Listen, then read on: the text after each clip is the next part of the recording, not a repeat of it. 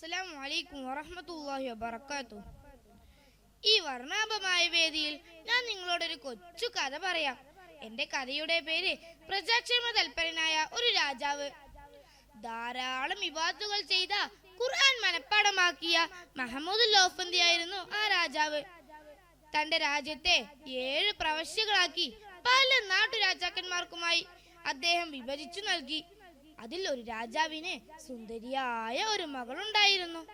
അവളുടെ പേര് സുഹറ.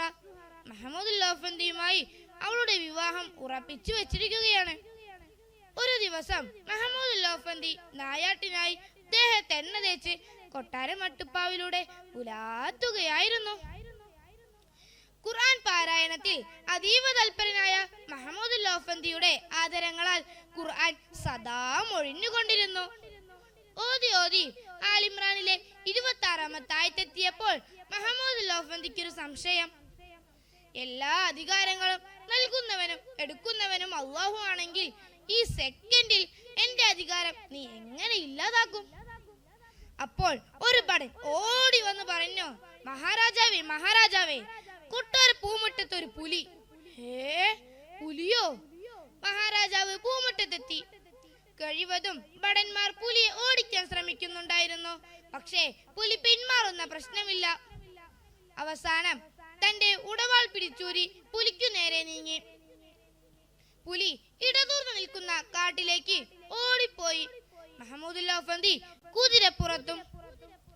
കുറച്ചു ദൂരം ചെന്നപ്പോൾ പുലി കാട്ടിൽ അപ്രതീക്ഷമായി. ക്ഷീണം കാരണം മഹമൂദുൽ ലോഫന്തി പാറപ്പുറത്ത് കിടന്ന് ഉറങ്ങിപ്പോയി. അതേ സമയത്ത് നമ്മുടെ സുഹറയുടെ കൊട്ടാരത്തിൽ ഒരു മോഷണം നടന്നിരിക്കുന്നു. സുഹറയുടെ വിവാഹാഭരണങ്ങളെല്ലാം ഒരു കള്ളൻ കൊണ്ടുപോയി. ഇതറിഞ്ഞ രാജാവ് കോപിതനായി. ആരവിടെ? 3 ദിവസത്തിനുള്ളിൽ കള്ളനെ എനിക്ക് മുന്നിൽ കൊണ്ടുവരുവിൻ. ഭടന്മാർ നാടാകെ തിരഞ്ഞു, പക്ഷേ കള്ളനെ കിട്ടിയില്ല. അവസാനം തല പോകുമെന്ന് ഭയന്ന് അവർ കാട്ടിലേക്ക് കാടുകയറി. കുറച്ചു ദൂരം ചെന്നപ്പോൾ ദൂരെ എന്തോ ഒരു സാധനം കിടക്കുന്നത് കണ്ടു. കള്ളനാണെന്ന് ഒന്നുകൂടി ശ്രദ്ധിച്ചു നോക്കിയപ്പോൾ ദേഹത്തെ എണ്ണ തേച്ചൊരാൾ പാറപ്പുറത്ത് കിടന്ന് സുഖമായി ഉറങ്ങുന്നു. കള്ളനാണെന്ന് കരുതി മഹമൂദുൽ ലോഫന്തിയെ പിടിച്ചു കൊട്ടാരത്തിലെത്തിച്ചു. ആരും അറിയാതെ വിചാരണ ചെയ്തു. 2 കൈകളും വെട്ടിമാറ്റി. വേദനയുള്ള സമയത്തും മധുരമൂറും സ്വരത്തിൽ തടവറയിൽ കിടന്ന് ഖുർആൻ പാരായണം ചെയ്തുകൊണ്ടിരുന്നു. അന്ന് രാത്രി ഉറങ്ങുമ്പോൾ അതാ മുത്തുനബി സ്വപ്നത്തിൽ വരുന്നു. മുത്തുനബിയോട് തന്റെ വിഷമങ്ങളെല്ലാം മഹമൂദുൽ ലോഫന്തി പറഞ്ഞു. തന്റെ 2 കൈകളും നീട്ടാൻ ആവശ്യപ്പെട്ടു.